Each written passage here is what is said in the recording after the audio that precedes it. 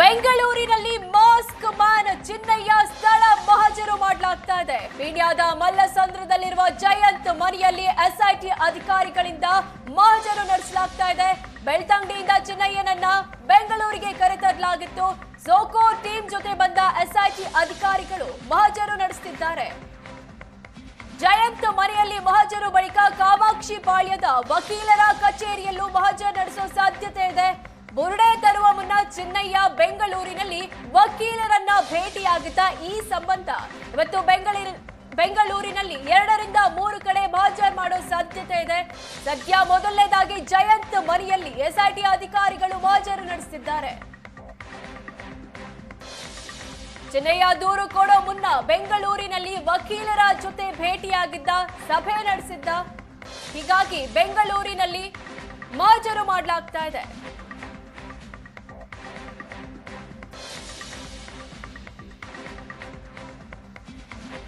ಇನ್ನು ಬಗ್ಗೆ ಹೆಚ್ಚಿನ ಡೀಟೇಲ್ಸ್ ಕೊಡೋದಕ್ಕೆ ನಮ್ಮ ಪ್ರತಿನಿಧಿ ರವಿ ಇದ್ದಾರೆ. ರವಿ, ಇಷ್ಟು ದಿನ ಚಿನ್ನಯ್ಯ ಬೆಳ್ತಂಗಡಿಯಲ್ಲಿದ್ರು, ಈಗ ಬೆಂಗಳೂರಿಗೆ ಕರ್ಕೊಂಡ್ ಬಂದಿದ್ದಾರೆ. ಇದಾದ ಮೇಲೆ ಮಂಡ್ಯ ಮತ್ತು ಸತ್ಯಮಂಗಲಕ್ಕೂ ಕರ್ಕೊಂಡು ಹೋಗೋ ಸಾಧ್ಯತೆ ಇದೆ. ಯಾವ ರೀತಿ ಇರುತ್ತೆ ಮಹಜರು, ಮುಂದಿನ ನಡೆ ಏನು ಅಂತ ಎಸ್ಐಟಿದು?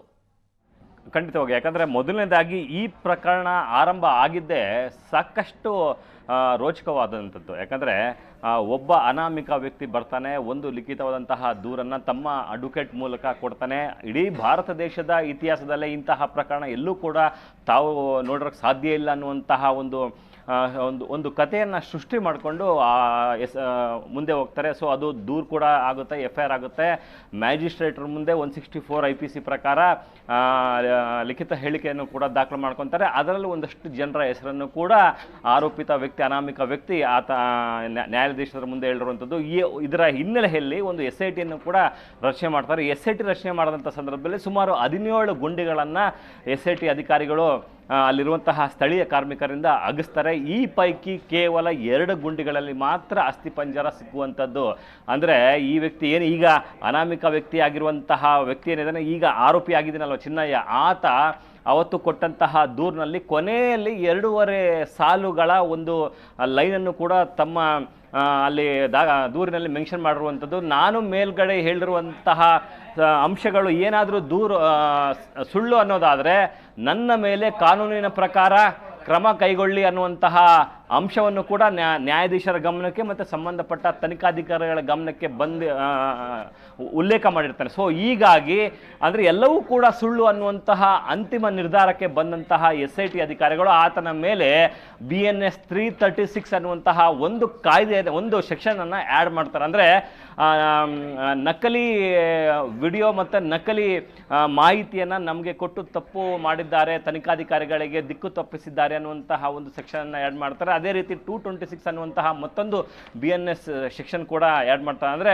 ಒಂದಷ್ಟು ನಕಲಿ ಅಂಶಗಳು ತನಿಖಾಧಿಕಾರಿಗಳಿಗೆ ಹೇಳಿಕೆ ಕೊಟ್ಟಿರುವಂತಹ ಹಿನ್ನೆಲೆಯಲ್ಲಿ ಈ ವ್ಯಕ್ತಿಯನ್ನು ನಾವು ಆರೋಪಿಯನ್ನಾಗಿ ಮಾಡಬೇಕು ಅನ್ನುವಂತಹ ನಿಟ್ಟಿನಲ್ಲೂ ಕೂಡ ಅಧಿಕಾರಿಗಳು ತನಿಖೆ ಸಂದರ್ಭದಲ್ಲಿ ದೊರೆತಿರುವಂತಹ ಸಾಕ್ಷ್ಯಗಳನ್ನು ನ್ಯಾಯಾಧೀಶರ ಗಮನಕ್ಕೆ ಬಂದಂಥ ಸಂದರ್ಭದಲ್ಲಿ ಅಲ್ಲಿ ಅನಾಮಿಕ ವ್ಯಕ್ತಿ ಆರೋಪಿ ಆಗ್ತಾನೆ, ಆತ ಚಿನ್ನಯ್ಯ ಅನ್ನೋದು ಗೊತ್ತಾಗುತ್ತೆ. ಅದಾದ ಬಳಿಕ ನಿಜವಾದ ರಿವರ್ಸ್ ಇನ್ವೆಸ್ಟಿಗೇಷನ್ ಆರಂಭವಾಗುತ್ತೆ. ಅಂದರೆ ಚಿನ್ನಯ್ಯ 14 ವರ್ಷದ ಬಳಿಕ ಏಕಾಏಕಿ SIT ಮುಂದೆ ಬಂದದ್ದು ಯಾಕೆ, ಇವ್ರನ್ನ ಯಾರಾದರೂ ಕರ್ಕೊಂಬಂದ್ರ ಅನ್ನುವಂತಹ ನಿಟ್ಟಿನಲ್ಲಿ ತನಿಖೆ ಮಾಡುವಂಥ ಸಂದರ್ಭದಲ್ಲಿ ಒಂದೇ ಹೆಸರುಗಳು ಕೂಡ ಬಯಲಿಗೆ ಬರುತ್ತಿರುವಂಥದ್ದು. ಗಿರೀಶ್ ಮಟ್ಟಣ್ಣ ಅವರು 2023 ಜುಲೈ ತಿಂಗಳಲ್ಲಿ ಧರ್ಮಸ್ಥಳದ ಸುತ್ತಮುತ್ತ ಆಗಿರುವಂತಹ 427 UDR ಪ್ರಕರಣಗಳನ್ನು ತೆಗೆಸಿಕೊಂಡು ಎಲ್ಲಾದರೂ ಶವಗಳನ್ನು ಅಗಿಯುವಂಥ ಸಂದರ್ಭದಲ್ಲಿ ಅಸ್ಥಿಪಂಜರಗಳು ಸಿಕ್ಕಿದ್ರೆ ಆ ಮೂಲಕ ಧರ್ಮಸ್ಥಳಕ್ಕೆ ಮಸಿ ಬೆಳೆಯುವಂತಹ ಪ್ರಯತ್ನ ಮಾಡಬೇಕು ಅನ್ನುವಂತಹ ನಿಟ್ಟಿನಲ್ಲಿ ಚಿನ್ನಯ್ಯನ ಕರ್ಕೊಂಡ್ಬಂದಿರ್ತಾರೆ. ಅವನಿಗೆ 2 ಲಕ್ಷ ರೂಪಾಯಿ ಹಣವನ್ನು ಕೊಟ್ಟಿರ್ತಾರೆ ಅನ್ನುವಂತಹ ಮಾಹಿತಿ ಕೂಡ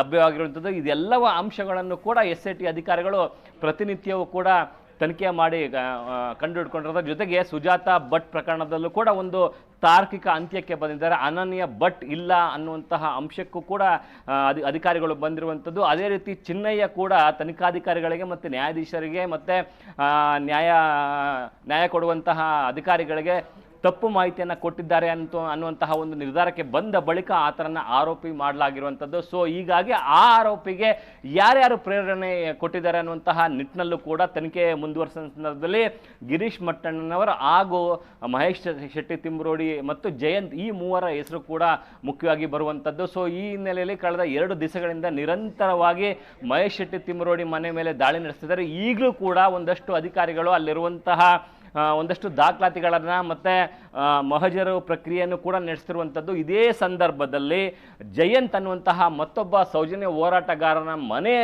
ಮೇಲೆ ಕೂಡ ದಾಳಿ ಮಾಡಿರುವಂಥದ್ದು. ಆತ ಚಿನ್ನಯ್ಯನನ್ನು ಬೆಂಗಳೂರಿನಲ್ಲಿರುವಂತಹ ಮಲ್ಲಸಂದ್ರದ ಹತ್ರ ಒಂದು ಮನೆಯಲ್ಲಿ ಟ್ರೈನಿಂಗ್ ಕೊಟ್ಟಿದ್ದ ಅನ್ನುವಂತಹ ಮಾಹಿತಿಯನ್ನು ಕೂಡ ಚಿನ್ನಯ್ಯ SIT ಅಧಿಕಾರಿಗಳಿಗೆ ಹೇಳಿರುವಂತಹ ಹಿನ್ನೆಲೆಯಲ್ಲಿ ಮಲ್ಲಸಂದ್ರದಲ್ಲಿರುವಂತಹ ಜಯಂತ್ ಅವರ ಮನೆಗೂ ಕೂಡ ಕರ್ಕೊಂಡ್ಬರ್ತಾರೆ. ಮತ್ತೊಂದು ಮಾಹಿತಿ ಕೂಡ ಇರುವಂಥದ್ದು, ಈ ಮನೆ ಅಂದರೆ ಮಲ್ಲಸಂದ್ರದ ಮನೆಯಲ್ಲೇ ಈ ಜಯಂತ್ ಚಿನ್ನಯ್ಯನಿಗೆ ಆ ಬುರುಡೆ ಕೊಟ್ಟಿರುವಂಥದ್ದು ಅನ್ನುವಂತಹ ಮಾಹಿತಿ ಕೂಡ ಗೊತ್ತಾಗ್ತಿರುವಂಥದ್ದು. ಸೊ ಈ ಹಿನ್ನೆಲೆಯಲ್ಲಿ ಈ ಸ್ಕ್ರಿಪ್ಟ್ ಯಾವ ರೀತಿ ರೆಡಿ ಆಯಿತು, ಯಾವ್ಯಾವ ಅಧಿಕಾರಿಗಳ ಮುಂದೆ ಏನೇನು ಹೇಳಬೇಕು ಅನ್ನುವಂತಹ ಸಂಪೂರ್ಣ ಟ್ರೈನಿಂಗ್ ಮಲ್ಲಸಂದ್ರದ ಮನೆಯಲ್ಲಿ ಜಯಂತ್ ಅವರ ಮನೆಯಲ್ಲಿ ನಡೆದಿದೆ ಅನ್ನೋ ನಿರ್ಧಾರಕ್ಕೆ ಬಂದಂತಹ SIT ಅಧಿಕಾರಿಗಳು ಈಗ ಸುಕೋ ಟೀಮ್ ಜೊತೆ ಹೋಗಿ ಪರಿಶೀಲನೆ ಕೂಡ ಮಾಡ್ತಾ ಇದ್ದಾರೆ, ಮಹಜರ್ ಕೂಡ ಮಾಡ್ತಾ ಇದ್ದಾರೆ.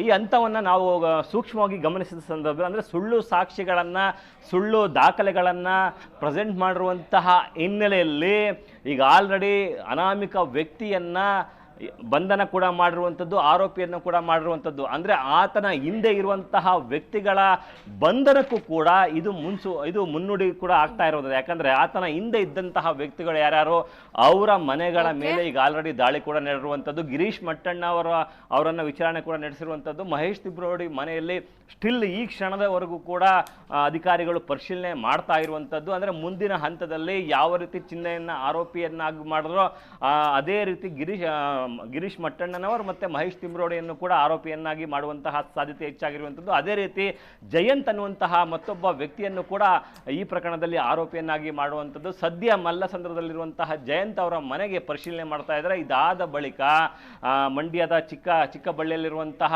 ಆತನ ಚಿನ್ನಯ್ಯನ ಹುಟ್ಟೂರಿನಲ್ಲೂ ಕೂಡ ಹೋಗಿ ಪರಿಶೀಲನೆ ಮಾಡ್ತಾರೆ. ತದನಂತರ ತಮಿಳುನಾಡಿನ ಚಿಕ್ಕರಸಂಪಾಳ್ಯದಲ್ಲಿರುವಂತಹ ಮನೆಯಲ್ಲೂ ಕೂಡ ಪರಿಶೀಲನೆ ಮಾಡುವಂತಹ ಸಾಧ್ಯತೆ ಹೆಚ್ಚಾಗಿದೆ.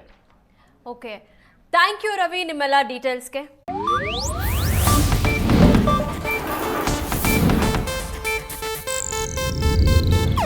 ಇದು ಏಷ್ಯಾನೆಟ್ ನ್ಯೂಸ್ ನೆಟ್ವರ್ಕ್ ಪ್ರಸ್ತುತಿ.